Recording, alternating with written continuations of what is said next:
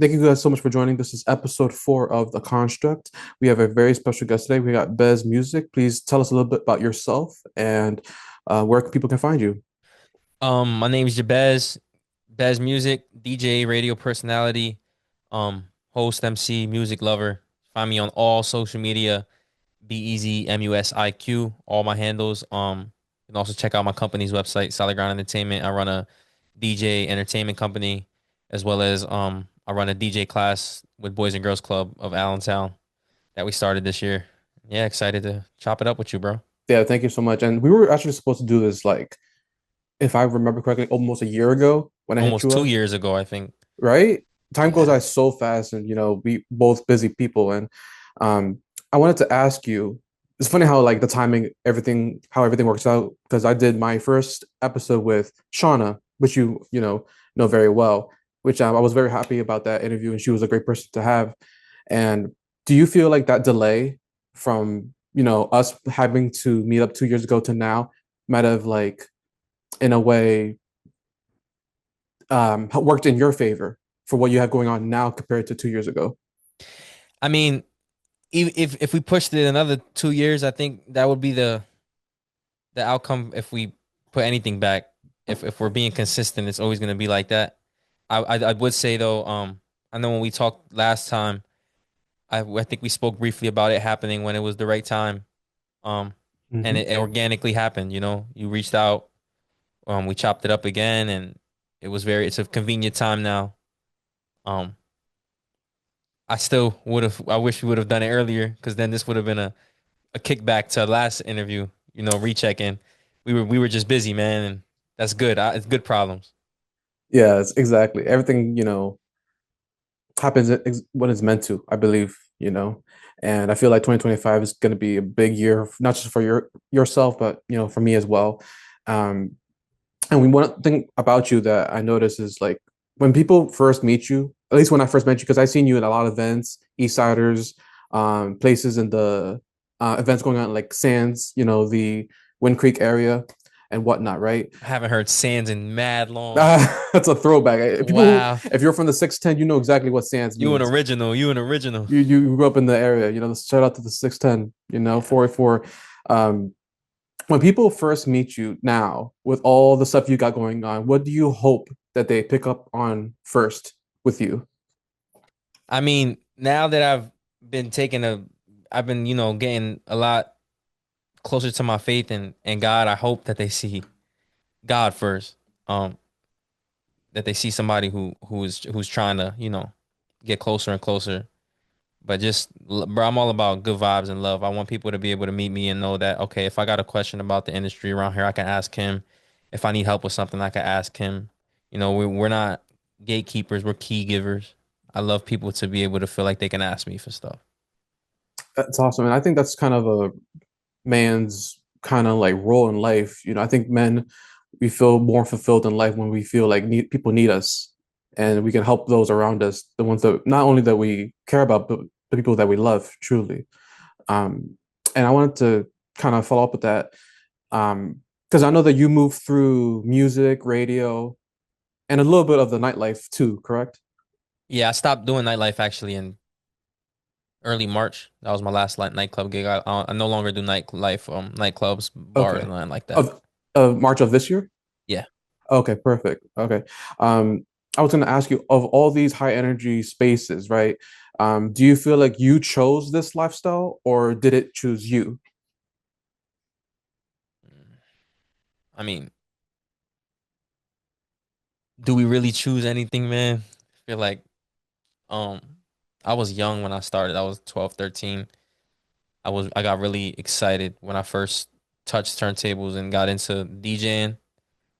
And I would say yeah, I chose it, but I didn't understand what it was until fairly recently I understand what this actually entails. Because you just go into something crash course and it's all fun doing it for the wrong reasons, right reasons, whatever. You don't really know why you're doing it.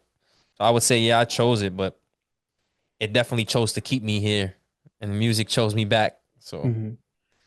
yeah, Interesting. So do you feel like is that still part of like who you are? Because I feel like a lot of people can relate to that in the sense that um, their upbringing and the surroundings of who they, were around, especially when they're young, kind of drew them to that destiny, that, career path, you know what I'm saying? Um, do you feel like, even though it was kind of like, not, I wouldn't say forced upon you, but do you feel like now that you've kind of seen and retrospected, being in this space since you were young, do you feel like it's kind of like something you've embraced it now, or you Yeah, kind of are at peace? I've definitely embraced it. Now that you broke it down like that too, yeah. I've been man since I can remember 2, 3 years old. I've been in nightclubs. My grandparents used to own a nightclub. Hmm. So yeah, I would say it probably chose me, man. It was always part of my life. I really didn't think of DJing until I actually started DJing. Like growing up from age 0 to 12, I wasn't thinking of DJing. I just love music. I love setting up sound with my dad. My dad used to run sound at nightclubs and festivals out here.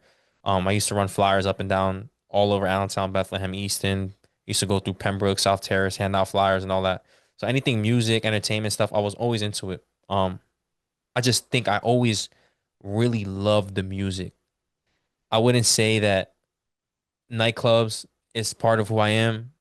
I used to think it was, but I found my identity in Christ and I started to realize a lot of stuff isn't what I am. It's just stuff that I like to do. I thought it was me, but I just love the music, man. I think it's the music. The music is like ingrained in me, bro. Every day Hmm. of every hour, every minute, every second, I'm thinking music. So, yeah. Interesting. So, what's something that this grind has taken from you that people on the outside would never see? That's a good question, man. A lot of family time, family events. I've missed countless parties, celebrations for the family. I have a family member celebrating or getting married or doing a sweet 16 here, but I have to DJ somebody else's. You know, um, I would definitely say time with family, weekends. Weekends for me aren't what weekends are, for most people. That's when my work week starts. Hmm. And I would say that, man, just time with the family.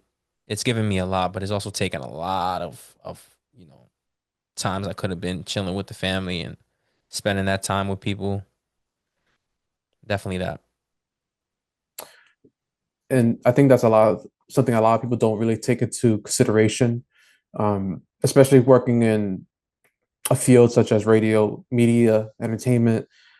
It could be very time consuming, and I'm sure that you know you're someone that you want to keep your clients happy, and we all got our role to play in this world where we got to pay our bills, make sure we are able to support our loved ones and whatnot. um, Now, do you feel like you've been able to balance that out with your faith and being closer to God, be able to balance out what you do now compared to how it was like in the beginning stage for you? Definitely, man, first 8, 9 years was just go, go, go, go, go with no direction. I mean, good things happened. I got good gigs. I did a lot of good stuff, but I wouldn't credit that to me knowing exactly what I was doing. I Um, see. I think now more than ever, I'm getting a hang of the balance. I'm still freshly new to, you know, this faith and getting into scriptures and stuff. So that's a whole nother story that kind of has nothing to do with my music. But the balance I would say now compared to before is 1,000 times better, man. I have a steady schedule. Um, I get things done that need to get done and try to stay consistent in all the different stuff I'm doing at once. That's the hardest part because you wanna go so hard with something and you don't want to spread yourself too thin, but at the same time, you want to make sure you're building everything at the same time and not just building one aspect of what you're doing. So it's tough, and I don't have the answer to that one. For me, I feel like we all still figuring it out, and the more I pick up, the more balance is required. So I don't know. It's a gradual thing, bro. Yeah. Some days I'm super balanced. Some weeks I'm super balanced, and I have weeks and months where I feel like I lose control for a little bit. But it's always to remember how it felt when you were balanced so that you can strive to feel that instead of just going and going and going.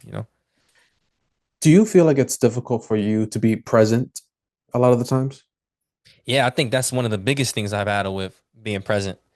It's and I'm sure you can relate. Like, Hell yeah. Hmm. say I have a gig on Saturday. I'm thinking about that gig from Monday, all day. If I have an interview, I'm thinking about that all day. And it's a gift and a curse, bro, because it allows you to be very it allows you to be um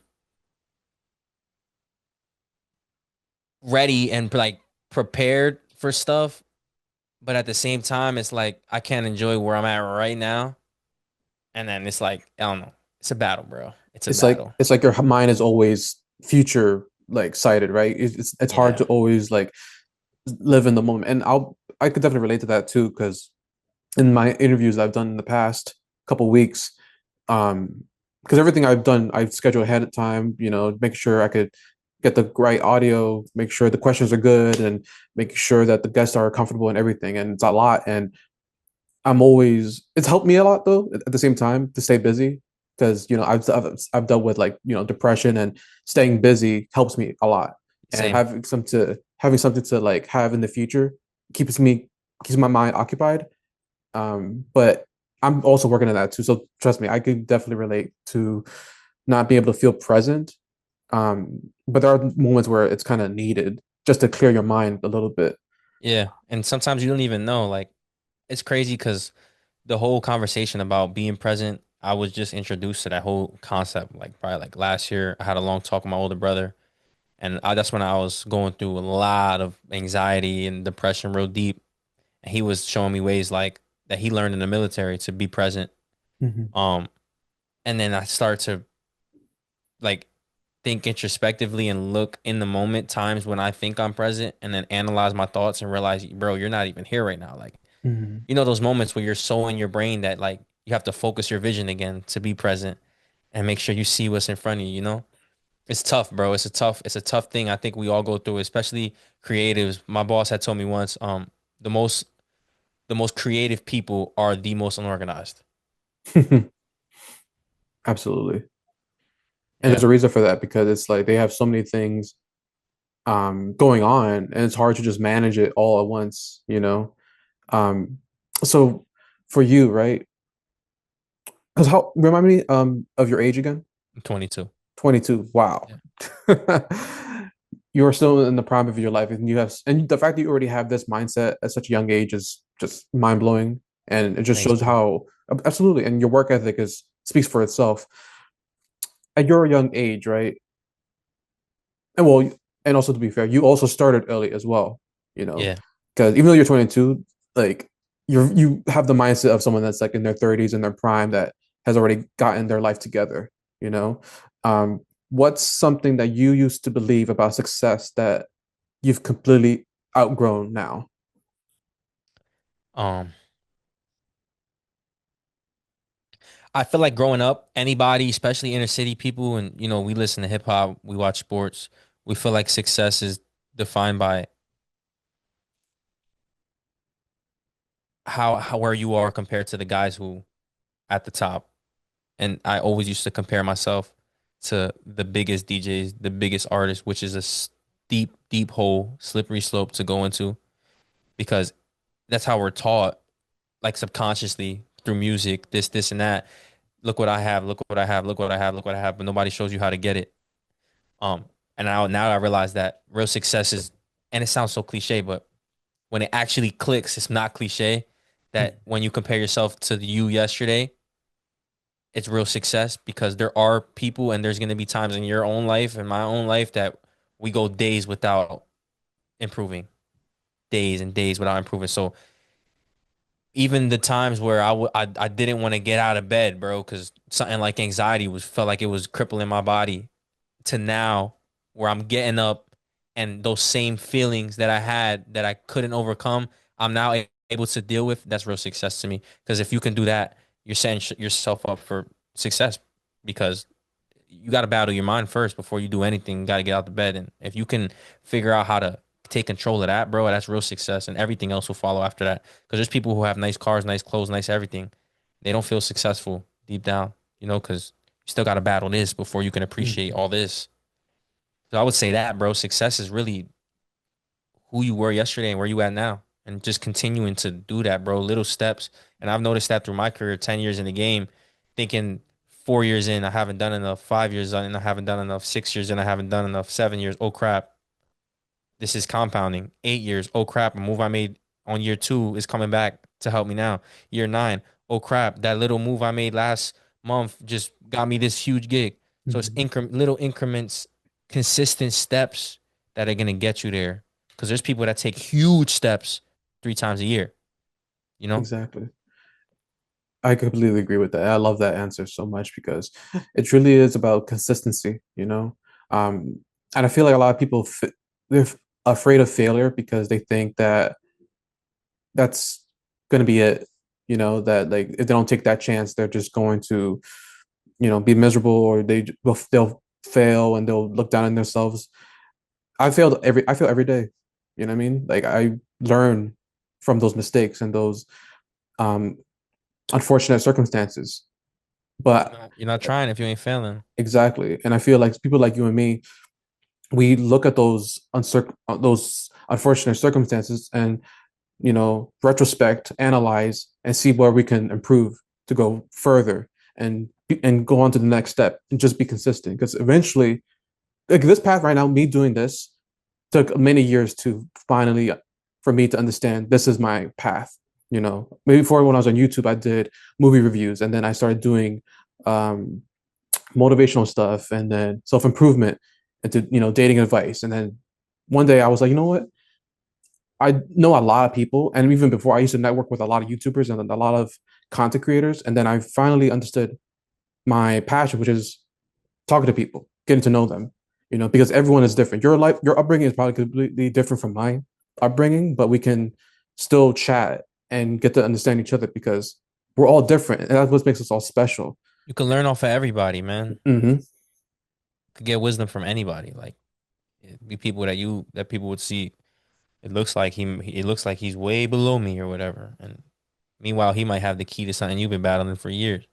And Absolutely. and that's why you're right, bro. Those connections and that's cool too because like you say, reviewing movies and music and stuff like that all goes hand in hand because you're trying to understand somebody's art or somebody's movie or somebody's music. So to be able to talk to somebody and hear it like straight from the mouth, that's so dope, bro.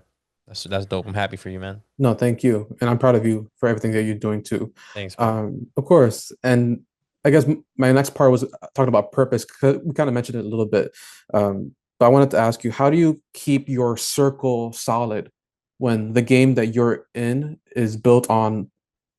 Not to say this is with you, but like sometimes when you're in that world of radio and being a DJ, it could be built on a lot of followers and fake love, fake Yep. people just trying to get clout or whatever. How do you keep your circle solid for yourself? Um, I'm blessed that I run my business with my family. My dad's my manager. My mom's my booking agent. My little brother's one of the DJs. My older brother's a photographer. And then my guys that I DJ with, these are guys I've known for five, plus years. Um, and it was never even when it goes to me playing music and stuff, like I'm all about the art, bro, and I'm all about people like how they actually are. So, for example, bro, my boss is that guy in the industry. Like people, artists know him, managers know him, label guys know him. He doesn't have 100,000 followers. No, he probably has less followers than me. He's really plugged in real life. So you got to meet people and you got to talk to people and you have to actually put the effort to understand somebody because sometimes you get so excited by the prospect of how somebody may look to you that you start to put stuff to the side that would otherwise be a red flag, and then same vice versa that somebody might not look appealing to you. Meanwhile, the gems they're holding are stuff that you really do need. So that's why you have to do like what you said. You have to talk to people, meet, ask questions with a purpose. Like when I'm with when my guys started DJing, for example, my boy DJ Breezy, he came out, he shadowed me for 4 months before he started DJing, you know? And I was asking questions that seemed weird at first, like serious questions, like what would you do here? What would you do there? Give him he'll be in a situation and I'll let him handle it to see how he handles it. And you got to do that because you're building a team. and the team is supposed to help you. And if they ain't helping themselves, and if they don't care more about their own craft than you do, you can't help them. So you have to make those connections, put effort into understanding somebody and getting to know a person, and you also have to know what you expect realistically from a person, realistically, you know? And that's a big thing I think now with social media and everything. You see a photographer, you're expecting this guy to be able to shoot like the top dogs in the game. But realistically, bro, like grab that guy and build with him, and maybe you guys can build together. That's why I always, bro, I'm a big proponent of lock in with your family, lock in with your friends. That whole business and friends don't mix. It don't mix if you ain't doing it right. Because we've been doing it for 12 years and we've had problems, but I'm solid and I don't have to look behind my back about who's doing what, who's handling what money, who's doing what. You feel me? It's a good trade off for me. Absolutely. That's good. I'm happy to hear that. Um, I want to ask you too, in regard to what you just said. It's very interesting because I don't think enough people understand what it is that exactly that you do, you know. I wanted to ask you, like, what do you think most people truly do you think most people truly get what you do, or do they just stop a label on it and like move on? Man, um, everybody they know I'm a DJ. I just I don't think people, which I don't expect them to, and it's fine. But what me and my dad and my team do for the Valley as far as like performances, getting artist placements, and getting the doors open to Arts Quest for hip hop, getting the doors open at whatever business on Hamilton to people like us, getting the doors open at Union Terrace. Like I've done a lot of free events, taken huge L's at these events, played music I didn't want to play, so that I could get my foot in the door at Arts Quest, at Music Fest. And now look, Music Fest, we have local guys performing, and then we always had local people performing, but like our demographic, hip hop and clothing vendors and catering people who do catering and stuff. And like I said, not that I expect credit because I don't really care, but I just wish people would understand that so that they can understand that you can do it. You really can go to Arts Quest, drive to Steel Stacks, walk in, ask for somebody who's somebody there, and sit down and have a conversation and talk about what you have planned. You really can do that, and they will take you serious if you're serious. Now, if you go over there with a bonkers plan and you don't have no direction and you don't know how to do it, of course they're not gonna let you in any door. They're not gonna let you in the corner store if you ain't got a plan. But at the end of the day, you can go talk to these people. It's so close, and people subconsciously is so far away. Steel Stacks and Arts Quest is so far, like from our reach and our grasp. This is my 6th year at Music Fest. I have 6 dates this year. I'm playing Right. 6 different shows. I have Plaza Tropical 3 times. I'm opening up. I mean, I'm going to announce for the Loud Radio concert. We have Nelly. I have my boys from Sin Limite, reggaeton artists that I told them 3, 4 years ago, let's do this show. They're not paying us nothing, but let's do it. And now year 4, they have 4 dates at Music Fest, and they're getting paid for every show. So I just wish people would see that, just to see that. Look what I did, not to give me credit for what I did, but so you could see, look what we can do, because it's possible and we've seen it happen. And it doesn't matter like the age gap. It's just again putting yourself out there, networking with people, getting to know people, and not being like judgmental either. Yeah. Because I met a couple of people who are like in that top tier success range, and they always talk about how like it doesn't really matter. Like money's not real. It's like there's people that have all this money, but they're not successful. Oh, well, not successful. They're successful, but they're not happy. And they didn't get there just by you know because they think that they have this mindset where it's a value exchange all the time, right? It's a Which dangerous way to live. yeah, and I feel like I could see their point of view, but at the same time, you just never know who's that next artist, who's that next gifted talent that's gonna take you to the next level. And I feel like it pays off more and better when you give someone a chance that was like consistent and grinding rather than someone that has like 10K followers that may or may not be the next big thing. You know what I'm At the saying? end of the day, you take them all. We get 10 people from Instagram and 100,000, 300,000, 400,000, 200,000 followers, 10 followers. Put them all in a room and give them a mic. It's about the person's It's about talent the person's talent. and their character. I feel like, you And that's what know. we're proponents of, even going back 5, 6 years when we started doing showcases and stuff. And I was going through situations with artists I was close with because I grew up with a lot of people out here, artists that were popping in the valley, and people wondering why you put this guy and not this guy. And we're putting artists that got 1,000 followers on stage because they're dope. They're Hmm. dope. Um, Even with music, like I've never ever once taken money to play a song. If it was in the club and they gave me a tip for a request, it's different. But I've never taken an artist money to play his music because I feel once you do that once, you're gonna have to keep doing it, first of all. Second of all, you're setting a bar that's so low, and now everybody says they don't sell their soul, and people sell their soul every day. As Hmm. a DJ, if you play a song that you wouldn't play for $20, you sold your soul. You're I selling agree. your craft. The craft is not to be sold. You feel me? It's about the art because at the end of the day, I guarantee if I play this guy's song that's 1,000 followers in the club, you're not looking at my laptop to see how many followers he got. You're listening to see if it's dope or not. And Hmm. there's artists out here right now, poets out here right now. China doesn't have 10,000 followers. I think she's one of the dopest poets that we've ever seen in the Valley. I agree. You feel me? Hmm. Um, for you have this platform. You don't have 10,000 followers. This is one of the cleanest setups I've ever seen. Like, look, you're freaking everything. The lighting on your face, the care you put into your craft is what matters to me because I recognize myself to know I'm self-aware enough to know I have 15,000 followers. I ain't packing up every event I go to. So Hmm. the numbers is it's very it's there, but it ain't really nothing. Social media It's ain't just a real. number It's a at the end number, of the day. bro. It's a Hmm. number at the end of the day, and it look good. And yeah, you got 1 million followers, you're gonna get a lot of people. You get to a certain point, numbers do matter. But I mean, I'm about the art, bro. I love this craft. I love music, and what do I look like putting this guy on that got 20,000 followers because he's dope, and then there's a kid over here that's really, really, really good at what he does, and he's taking what he has, and he don't have a freaking monitor and a stand-up desk. He got a little Focusrite, and he's using his mom's laptop, but he's grinding. I'm putting Hmm. that dude on stage. You feel Oh me? I'm yeah, putting him on stage because I guarantee this placement is gonna take him where he needs to be because he's gonna appreciate the placement. We've put big artists on stages out here all the time, and a lot of times it's not what you would expect, and it's not to knock the artist. It's just some people just they're not there, bro.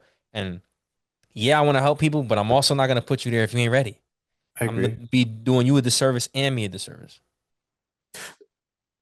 Interesting. I love that answer. And I was gonna ask you because you kind of answered it already about selling your soul. I was gonna ask you if someone handed you $10 million but said you had to walk away from everything you're doing right now, would you take it? Yeah, I want to be able to sleep. I got a God to answer to, bro. I'm already, bro. It got to the point now. Once your eyes is open to that, ain't no amount of money can ain't no ain't nothing. There's nothing that could do that to me. And I've been offered not to freaking act like but I've been offered money, a lot of money for things and tours and go with this artist, and I didn't go because I didn't feel like it was for me. It just doesn't match me, you know. You got to go through, bro. You have to go through that ego death to really look at yourself and look at what you really want, not what the enemy's telling you want and what we as humans want by nature. Like, look at what you should want and how it affects you. Like when you want that freaking peace of mind. Like, bro, when I stopped doing nightclubs, I took a hit. I'm making way less than I was making when I was doing 8 events a weekend. That wasn't easy. People thought I just stopped DJing and just was like, all right, I'm done DJing. No, that was hard. Like, it was nights where I'm really thinking, like, should I do this? Will I survive? I put my faith in God, and luckily I've been surviving. I ain't making what I used to make, bro, but it's the peace of mind that I got from knowing that what I'm doing is what I'm supposed to be doing. You can't match that. And I feel like people are chasing that and chasing that peace of mind with the things that is causing you not to have it. Those times when I was just every day, bro, I've had the weeks on end where I'm doing DJ gigs and I'm freaking anxious and freaking bubble guts and I can't get my heart to stop pounding and I'm telling myself, all right, bro, you have to get up earlier. all right, bro, you have to set your clothes out. You know, the little stuff that we do to deal with that depression, that anxiety, those little steps you make, which does help, but you're just fixing the effects. You're not fixing the cause. You got to look deep to find that stuff, and you'll find the answers. Like, dang, maybe I shouldn't be here. Maybe I shouldn't be there. Maybe I shouldn't be messing with this person, you know? And it's not supposed to be easy. It's very easy to do what the world wants. It's easy for me to go DJ 7 gigs, bro, and go Yeah. make that bread. You feel me? It's that's light work. I've done it thousands of times. What's really hard is to figure out what you're supposed to be doing and do that. Yeah. No, I get that a lot. And do you feel like peace and ambition can really coexist, or do you think that they clash for you sometimes? Um, that's a tough one, bro. I don't even think I would know, to be honest, because I feel like sometimes um that ambition does clash with the peace because I'm just wired that way. Yeah, I can't stand stagnant. That's when I fall into my deepest holes when I'm not doing nothing. me too. Um, but at the same time, I feel like, bro, if the peace of mind is your if you make the peace of mind your ground level, Mhm. make it a goal to this is where I want to be at, your ambitions are gonna mirror what you're in, you know? Yeah. So like if I'm trying to locate my ambitions while I'm peaceful and peace of mind, I feel like it works hand in hand. But if you're trying to be ambitious because you don't have peace, and it's like I gotta go get it now because I feel like crap, that's not how it works.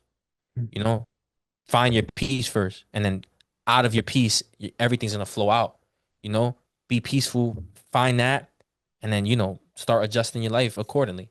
But that's like a twofold thing, bro. Because like I said, sometimes it sounds well and good, but sometimes, bro, A you're lot gonna just easier. go through it. It's a fallen world, bro. Sometimes you're just gonna be going through it, man. You got to go through it for a little bit. It's definitely easier said than done, but it's not impossible, Yeah, I feel like. But everyone's, again, when you're in that field where your mind is always working, because I get the most depressed when I have nothing to do. And like I always have to do something, either if I'm going to the gym or I'm editing a video or I'm interviewing someone or if I'm working, I always have to keep myself productive because that's what like drives me, you know what I mean? yeah. And I was gonna ask you because I know you mentioned your faith, because in your bio, I noticed that you got across there and you talked a little bit about your faith. I wanted to ask you, what role has your faith played in your life so far? It's everything, every day, every decision, everything. I'm talking to God all day long. Um, it drives me crazy sometimes because I wish it's crazy how it is. It's like I wish that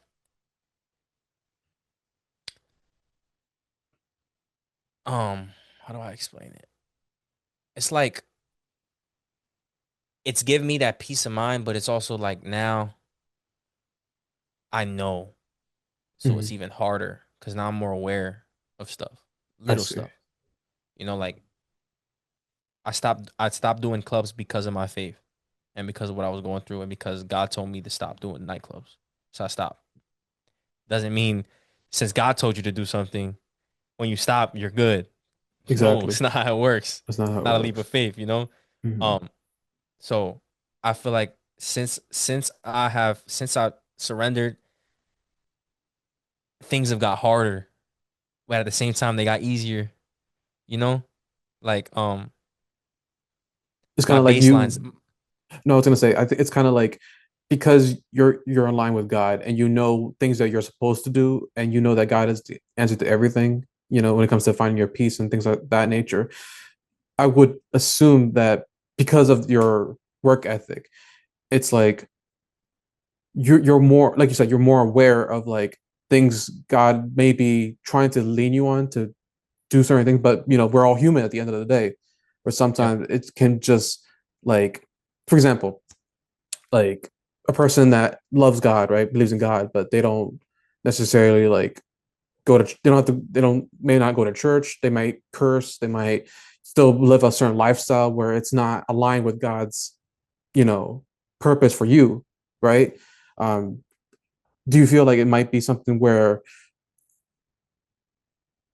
like the your awareness kind of gives you more anxiety in terms of like things that you know you want to do, but like you can't. It's like two battles going on at the same Yeah, time.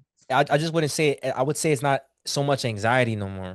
Okay. It's kind of like, for example, it's like say I'm working and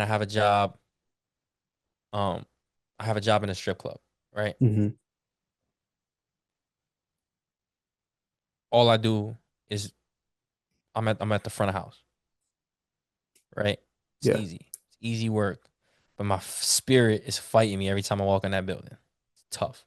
It's two different types of like battles. And then you got a guy that's like, for example, that same dude goes starts working at as a garbage man because God called him to do it. Hmm. It's a harder job, but your mental is good because you know that through this hard thing, I'm doing the right thing. Hmm. So it's a lot easier. It's not physically, it might be harder. Mentally, it might be harder, but you get that peace. And I think that's the peace that you get when you're moving in the spirit and, you know, humbling yourself to God's will is that regardless if it's hard or not, you know that you're doing what the Lord wants you to do. So you'll always have that. As opposed to before, I ain't have nothing to hold on to. Yeah. It's like this is tough. I don't think I should be here, but I'm here. Where do I go? Like what do I do? As opposed to like this is tough. This is mad hard, but I'm supposed to be doing it. I'm good. You know? It's like two different ways to look at things, man. No, that's such a. It's so interesting because I could definitely relate to that because I feel like again we were us talking about like people who sell their souls. Like you know you're not doing what God wants you to do when you sell your soul, you sell your voice to the industry and whatnot. But people will be like, "Oh, I'll just come back to God another time," or I gotta get this money, I gotta build the support. But that's like that's sounds more like an excuse than anything. And that takes us to a deeper question, which is who really knows God, which is something only that person would know. Hmm. Because I mean, there's a bunch of different schools of thought on that. It's like, I mean, were you really saved if you feel like that? Or, I mean, we all sin, but you shouldn't sin because just because you're forgiven or just because you could fall back on God. So it's, that's why it says, look at the fruits, bro. The only way you could really tell is how they act. Doesn't mean there's dudes out here that you see that probably messing up and they talk, but when they mess up, they feel it. Hmm. They feel it. They feel that, they feel that conviction. They have a contrite spirit. That's the real mark of a believer. And how do we know who feels what? It's really to put people in their place to recognize you don't know and you're not the one to decide who's saved and who's not. You feel me? Because at the end of the day, it's between that person. That person knows. You know. Yeah. You know if you know something and you're willingly walking against it. And the scripture says we are gonna willingly go against it. We're in a fallen Mhm. world. The whole point is that you can't do it, bro. Can't. We can't do it. Exactly. Hmm. Because there's people, bro. There's people in different stages, man. And some people ain't ready to hear that the the The truth. the truth, And we are called to give people the truth. Don't lead them astray. But at the same time, you need to recognize somebody where they are in their life, and if they're ready to, like, for example, there's I have this debate with my dad all the time. We always talk about this. It's like a kid who knows about church, who knows like he grew up in the church and he's going to church and the pastor's telling them about, you know, um, repenting and being condemned and what happens when you turn away from God and that message. And then you have a kid who's never been to church. You're not gonna tell him that the first time he's been to church. You're gonna introduce him to the gospel, who Jesus is, and then allow Jesus to work. The problem is people's trying to do Jesus's work and bypass the Hmm. order of events, which is we're called to introduce them. We're not called to convert them. That's not our job. Exactly. No, it's Not God's job. exactly. We're not meant to force anything upon anyone at all. And that's something that because I grew up in the church too, and that was something that we were taught to like make people feel like guilty or just like try to like, The Holy convert them. Spirit does that. We don't do Hmm. that. Yeah, exactly. That's not our job. We're just meant to because I think the Christian community has a really bad reputation right now You know, I'm still a man of God. Obviously, I still believe in God and whatnot, but I feel like there's a lot of like judgment that they display to a lot of people when we're supposed to be like welcoming and be a representation and reflection of God's love, you know? And by That's the be, thin line. That's the balance because mm-hmm, sometimes people trying to be welcoming, you're doing somebody a disservice by being you're conforming the message to make somebody comfortable. That's mm-hmm, why people need to be equipped. Not everybody is called to evangelize. Not everybody is called I to agree. explain the gospel. You need to be equipped. There's people that know how to talk to that kid, who know how to introduce the gospel. You feel me? So Mm-hmm, it's like what you said, bro. There is every religion, every denomination, every church has people like that. We're human. Every single one. mm-hmm, There is no Christians are this, Catholic. No, I don't believe that. Might have different rules, and I'll get to the point where I'm able to look deep in the Bible and choose like what rules I want to. I'm not there yet. You found? I'm not there yet. mm-hmm, But at the end of the day, bro, there's both types of people in every sect of life. So that's what I'm saying. Like what you said, it's up to us to represent Christ and let Him work. It's not up to let Him work. yeah, Introduce them. There's people who never heard the message. There's people that you ask them who's Jesus. Jesus died for my sins. What does that mean to you? mm-hmm, They don't know. They don't understand why the gospel is so powerful. That's what we need to get back to is preaching the gospel. Stop trying to preach a Instagram reel or you feel me? Like I the word agree. is the word. It don't change. Just plant the seed, and then Plant everything the will seed. just follow through after that. You know. I just want to end this last question. It's been great talking to you. I love having these deep conversations, bro. And Likewise, bro. Likewise. it's always a blessing and always good to have this because I feel like these are topics that are important to talk about. Yep. Um, I just want to ask you, when it's all said and done, how do you want to be remembered in your city? Man, I'm all about the kids right now, man. And maybe that's gonna evolve into something else. But right now I want to be remembered as the dude who taught these kids how to DJ and taught these kids that you could be cool, not doing all that other cool stuff. I mean, and especially we're called on, bro. We have a responsibility that when you know, don't keep that for yourself. And there's a I think there's a parable in the Bible somewhere where it says, if you're gonna put a light on a lampshade, you're not gonna cover it. You're gonna put it for everybody to see. Mhm, And it's the same thing with even us like trying to help people and talk. I also saw another one where it was talking about how like an apple tree, the apples that are hanging from the tree aren't for the tree, it's for the people walking by. You know, it's not for mhm, us, it's for the people walking by. So if you know something, bro, if you know something that you know now that's like, wow, I wish I knew this. There's 1,000 kids that don't know that they should know this. Go give them that little extra, because I've met kids throughout my classes, bro. The kids that I was the worst in school. I was the worst, bro. I had the most write-ups, I had the most detentions, I was the talkative one, sleep in the class, everything. And I'm able to relate with these kids. When I'm talking to these kids, like, hey, bro, like I've been there. You feel me? I know people say they've been there. I was there 5 years ago. I'm only 22. You feel me? mhm, I understand where you at. Let's just try this. Let's try to work on this. And I'm gonna be here to help you. They need that. They need somebody who looks like them, that comes from where they come from to help them out. Cause even there's people, bro, there's Syrians that lived on Second Street in the mhm, hood. There's white people that live on Second Street in the hood that never done nothing ever. And they're still learning off the people that's in the hood because they look like them, and vice versa. mhm, Because people they need to see the possibility.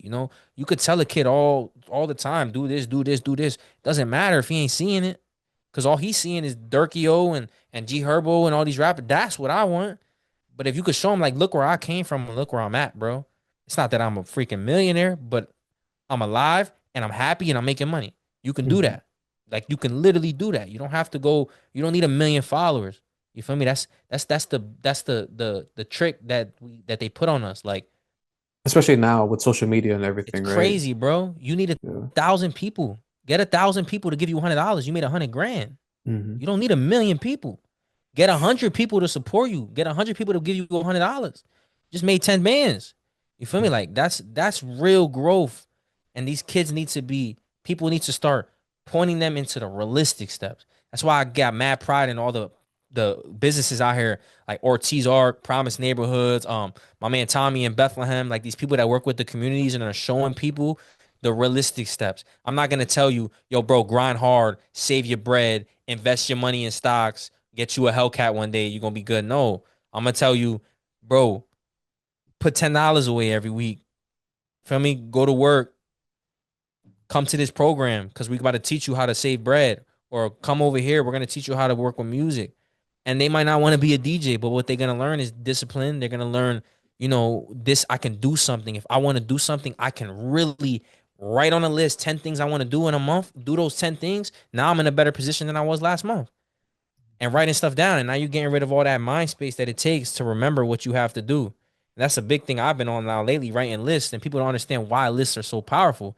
If you write down a list, everything you just put on that list, take it out your mind now. You just Hmm. cleared up space. Now, instead of remembering 10 things, all you got to remember is to look at your list. You feel me? Exactly. And that's little stuff that's going to make a difference for a kid. And I've seen it happen. So that's what I would like to be remembered for, bro. I would love my legacy is going to be these kids out here and the kids that are going to be able to in 10, 15 years from now, like, yo, bro, that's the biggest thing for me. If I'm able to hear a kid, yo, that program when I was with Bez, that joint helped me a lot. That's all I need, bro. Like, that's all I would need. Everything else is a plus, extra. Like, That's awesome. That's awesome. And thank you so much for your time, bro. I want to just one last thing. Do you have any events, excuse me, any events or upcoming things that you have in the future that you want to promote right now for people to stay in tune for? so I have, let me open this calendar real quick. So I have, um, one second. So much, bro. It's freaking everywhere. Oh man. Yeah. And it's crazy because I'm gonna give you a scoop, right? This is this month. Okay. I'm gonna go back to Because we're in July, right? Yeah. we're in July. I'm gonna go back to like when it was really busy when I was doing nightclubs heavy around like 2024 ish, Hmm. and that was like the weekends, and it's around the same, right? Uh-huh. Except the difference is the hours are like half. So Like what, if you don't mind me asking, what do the colors mean? Like red the is red. the red is an event, like a Uh, DJ gig. okay. Blue is meetings. Okay. Um, and I have like other colors for like other minuscule stuff. But it just goes to show that like it's the same amount of events, but I'm doing half the time now on every event. So instead of 4 hour events, I'm doing 2 hour events. Hmm. So if you do the math, you can come up with what the difference is, Oh yeah. you know? So it just goes to show like it's not easy, guys. And you got to stay busy and move with a purpose because otherwise you're going to crash out and you're going to burn out and you do not want that to happen. But I would say the next event, I have Faith and Skate. We have another Faith and Skate coming up at the Skateaway. We do a Christian skating night. It's 3 hours long. Family's welcome, everybody's welcome. It's on August 7th. August 7th at 6 p.m. I would love to see people there. You guys are gonna love it. It's good vibes, family vibes, praise, worship, music, pizza, and we just be rocking, bro. We just be skating like it's the '80s, like bugging out, just having a blast, bro. Oh man. If I was in Bethlehem still, I would definitely drop by too. But that's awesome, man. Yeah. Yeah, man. But perfect. Let me close this out. Thank you guys so much for joining this episode of The Construct. Bez, I'm going to put all his information down below in the description of this video. Go support him and continue to let me know any guests that you guys would want to come on this platform that have a voice just like Bez. Bez is one of those people that, like, when I first met him, he just had such a good energy, good vibe about him, very well spoken, and very wise. So, again, thank you so much for your time, bro. Thanks, bro. Appreciate it, man. Of course, man.